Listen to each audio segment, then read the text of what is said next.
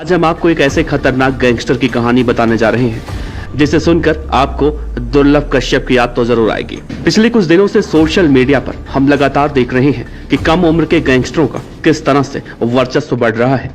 हमने आपको मध्य प्रदेश के उज्जैन जिले के कम उम्र के गैंगस्टर दुर्लभ कश्यप की कहानी बताई थी कि कैसे कम उम्र में दुर्लभ कश्यप ने अपराध की दुनिया में कदम रखा और देखते ही देखते पूरे मध्य प्रदेश में उसका वर्चस्व कायम हो गया और आखिरकार एक गैंग वॉर में वो मारा गया।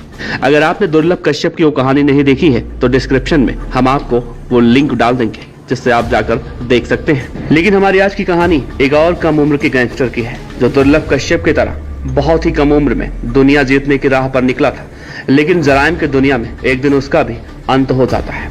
हम जिस गैंगस्टर की बात कर रहे हैं उसका नाम है कोलिस राजपूत, जो बहुत ही कम समय में राजस्थान के ब्यावर में अपराधियों की दुनिया का बड़ा नाम बन चुका था। कोलिस राजपूत कितना बड़ा गैंगस्टर बन चुका था वो आप इस बात से समझिए कि कहा जाता है कि बैंक कभी नहीं बताती है इंसान ने कितना कमाया, लेकिन शमशान घाट में उसके जनाजे में जुटी भीड़ बताती है कि उसने क्या कमाया। ये जो भीड़ आप देख रहे हैं ये उस समय की भीड़ है जब कुख्यात गैंगस्टर कोलिस राजपूत की गोली मारकर हत्या कर दी गई थी और उसका अंतिम संस्कार किया जा रहा था। वैसे तो राजस्थान में कई बड़े बड़े गैंगस्टर हुए जिन्होंने अपने अपराध करने के तौर तरीकों से पुलिस की नाक में दम कर रखा था, जैसे आनंद पाल, पापला गुजर, लॉरेंस बिश्नोई और फिर ऐसे कई गैंगस्टर। ये तो सब एक उम्र में आने के बाद गैंगस्टर बने थे, लेकिन कोलिस राजपूत 13 साल की उम्र में ही अपराध की दुनिया में एंट्री मार लेता है। पूरा नाम कोलिस राजपूत उर्फ पुखराज दादा, पहचान बिच्छू गैंग का सरगना। जब उसकी हत्या हुई तब उसकी उम्र थी 22 साल। आपराधिक वारदात 11 कत्ल से लेकर 36 संगीन अपराधों में नामजद। राजस्थान के कम उम्र के सबसे बड़े गैंगस्टर कोलिस राजपूत का ताल्लुक अजमेर जिले के ब्यावर शहर से था। कहा जाता है कि कोलिस जब छोटा था तो उसके माँ बाप का साया उसके सर से छिन गया था और जिंदगी जीने की जद्दोजहद ने उसे बना दिया एक मासूम से सबसे बड़ा खलनायक। वो भी और बच्चों की तरह पढ़ लिख कर आगे बढ़ना चाहता था।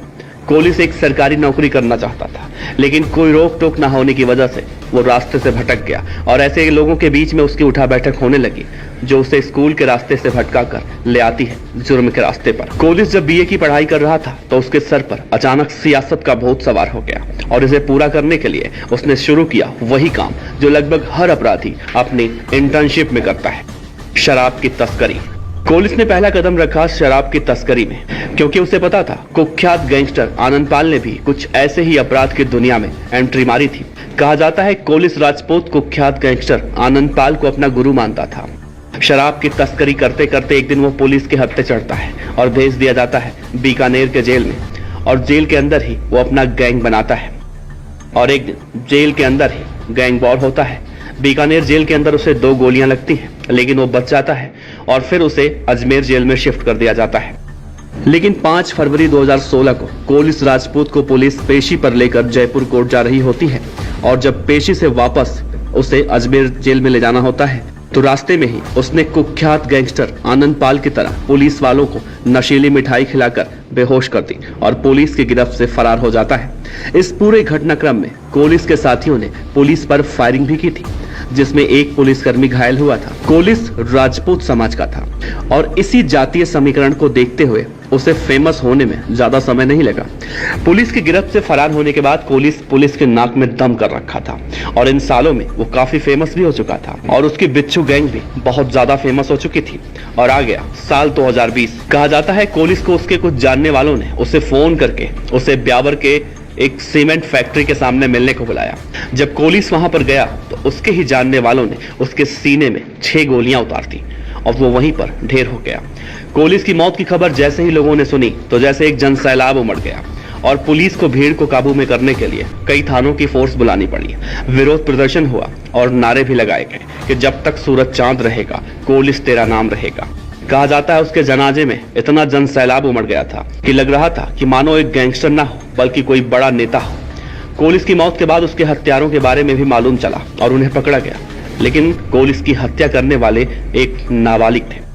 जराइम की दुनिया के रास्ते सियासत की दुनिया में एंट्री मारने का सपना देखने वाले कोलिस राजपूत के आतंक का खात्मा राजस्थान से हो गया। कोलिस के हत्यारों से जब हत्या करने की वजह पूछी गई तो उन दोनों नाबालिगों ने कहा कि वो अपने दादाजी के अपमान का बदला लेने के लिए कोलिस की हत्या करने आए थे। कौन थे वो 2 लड़के और कौन थे उनके दादा और कोलिस ने कैसे उनका अपमान किया था, ये हम बताएंगे आपको अपने अगले एपिसोड में। लेकिन एक बात और, जुर्म की दुनिया में जाना तो बहुत आसान होता है, लेकिन वापस आना उतना ही मुश्किल।